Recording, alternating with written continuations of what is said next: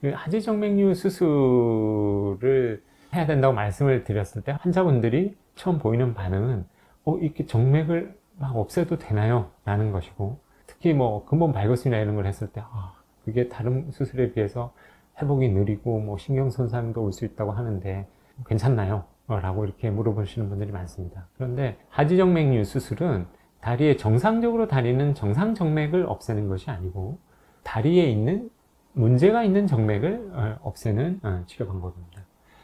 다리에는 정맥이라는 혈관이 굉장히 많습니다. 정맥이라는 것이 할 일을 마친 피가 이제 심장으로 돌아가는 길을 다 정맥이라고 그러는데요.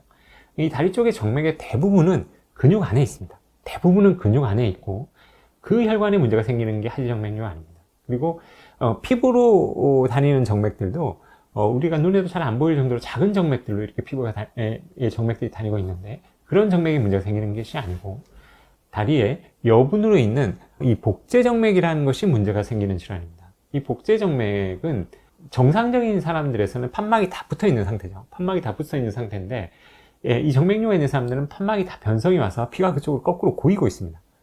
원래 근육 안에서 가던 피가 심장으로 다 잘 가야 되는데 이 정맥이 판막이 변성이 와 있게 되면 심장으로 가던 피가 그쪽으로 가지 못하고 거꾸로 고이게 되는 거죠. 그래서 이 안에 계속 고여 있게 되고 그게 연결되어 있는 가지들을 이렇게 튀어나오게 만드는 질환입니다.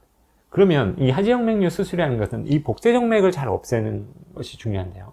이 복제정맥을 없애주게 되면 근육 안에서 잘 가던 피가 복제정맥 쪽으로 피가 거꾸로 고이질 않고 심장 쪽으로 피가 잘 가게 되는 거죠. 그래서 오히려 이 정맥을 없애거나 폐쇄를 시켜야 혈액순환이 더 좋아지게 되고 문제가 없게 됩니다. 이걸 계속 놔두게 되면 피가 계속 심장으로 가질 피가 가지 못하고 계속 고이면서 여러 가지 문제를 만들게 되는 것이죠. 그래서 그걸 이제 없애는 수술이 대표적인 게 이제 근본 발거술입니다. 피가 고연한 혈관 입구를 찾아서 묶어주고 그 혈관을 제거해버리는 거죠. 제거를 해도 됩니다. 왜냐면 이건 다 병이 생긴 정맥이고 이렇게 혈액을 순환시키는 정맥이 아니라 변성이 와서 피가 계속 고여서 뭔가 문제를 일으키는 정맥이기 때문에 없애줘야지 혈액순환이 좋아집니다. 그 다음에 이제 레이저나 고주파 수술은 그 피가 그쪽으로 고여 나오지 못하도록 열 에너지로 그쪽을 폐쇄를 시켜버리는 거죠. 그래서 피가 그쪽으로 고여 나오지 못하고 잘 가도록 만드는 거예요. 대복제 정맥을 놓고 말씀을 드리겠습니다. 이 대복제 정맥은 이 무릎 아랫부위에서는 옆에 신경이 가까이 붙어 있습니다. 그래서 이제 역류가 이렇게 진행이 돼서 신경 가까이 있는 부분까지 역류가 진행이 되면 보통 이제 하지정맥류가 불편한 증상들이 심해지게 되는데요. 어쨌든 역류가 진행되는 곳까지는 그 복제 정맥들을 잘 없애줘야 됩니다. 없애줘야 되는데 이 위쪽 부분은 레이저나 고주파 수술처럼 열 에너지를 이용해서 폐쇄를 시키는 수술을 해도 됩니다. 잘만 하면 되는데 문제는 무릎을 기준으로 해서 아래쪽에는 혈관 옆에 신경이 있기 때문에 거기서 레이저나 고주파 같이 열을 발생시키게 되면 혈관 옆에 있는 신경이 열 손상을 받게 됩니다. 그래서 신경 손상이 올 수 있죠. 그래서 이 무릎을 기준으로 아래쪽에는 반드시 이 문제가 있는 정맥을 제거를 해줘야 됩니다. 그래서 대복제 정맥 중에 역류가 무릎 아래까지 진행을 한다면 이 무릎 아래쪽 부위는 가장 좋은 방법은 제거를 해주는 방법입니다. 근데 이제 제거를 할 때 이제 신경 손상 없이 제거를 하는 방법들이 있는데요. 그런 것들이 익숙하지 않으면 신경 손상을 줄 수도 있겠죠. 있는데 사실 이 아래쪽 부위에 신경 손상 없이 정맥을 제거하는 방법은 쉽지는 않지만 그렇게 할 수 있는 방법이 분명히 있습니다. 그래서 그 방식으로 해야 되고요. 근데 그걸 이제 제대로 하지 못하는 선생님들께서는 보통 여기다 이제 위쪽은 레이저를 쓰게 되고 아래쪽은 경화제를 쓰게 됩니다. 경화제를 쓰게 되는데 그러다 보면 경화제가 혈관 안에 들어가서 이걸 잘 굳히면 상관없는데 경화제가 적절치 못하게 되면 다시 또 이 혈관들이 열리는 현상이 벌어질 수 있습니다. 그렇다고 또 경화제를 너무 많이 쓰게 되면 이런 관통정맥을 통해서 그 경화제가 신무정맥 쪽으로 흘러들어갈 수가 있습니다. 그래서 이 아래쪽에는 관통정맥들이 많이 발달을 해 있기 때문에 무리해서 경화제를 많이 쓰는 것은 또 조심해야 됩니다. 그리고 이런 경화제를 또 너무 많이 쓰게 되면 이 신부정맥의 신부정맥 혈전이나 이런 다른 부작용을 또 만들 수가 있게 되죠.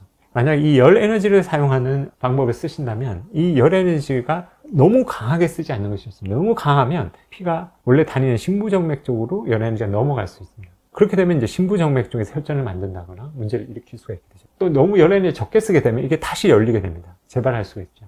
이 레이저 수술이나 고주파 수술이 그렇게 간단한 수술은 아닙니다. 아니고 저희 같은 경우 이제 근본 발거술을 많이 하는 이유가 이렇게 이제 열 에너지를 쓰질 않고 문제가 있는 정맥 입구를 찾아서 완전히 묶어주고 그냥 제거를 해버리기 때문에 역류가 예약되는 기시부에서 뭔가를 일으킬 찬스를 거의 없애는 것입니다. 무릎 아래쪽에서는 이 신경 손상 없이 문제가 있는 복제 정맥을 제거하는 방식이 따로 있습니다. 그 방식을 이용해서 이쪽을 제거를 하고 있습니다. 그렇기 때문에 경화제를 너무 많이 쓴다거나 이 심부정맥 쪽으로 흘러들어서 또 심부정맥의 문제를 일으킬 찬스도 없게 됩니다. 이 환자분은 종아리 뒤쪽에 울퉁불퉁 튀어나온 정맥류를 가지고 있던 여성분입니다.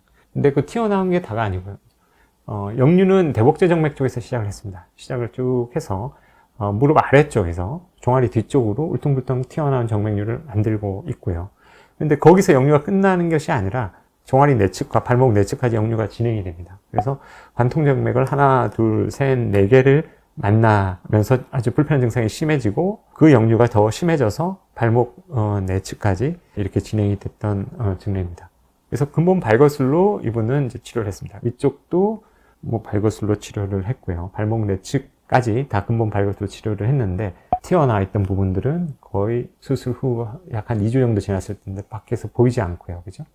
다리의 불편한 증상도 다 개선이 됐던 증례입니다.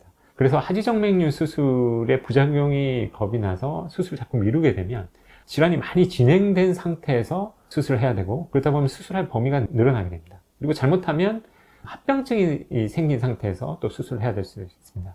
궤양이 생긴다든지 혈전이 생긴다든지 이런 합병증이 생긴 상태에서 수술을 하게 되면 수술할 때 난이도가 굉장히 증가하게 됩니다. 그래서 하지정맥류 진단을 받으셨고 튀어나오는 정맥류가 있거나 불편한 증상을 보인다면 너무 미루지 않고 치료하는 것이 훨씬 더 안전한 방법이 되겠습니다.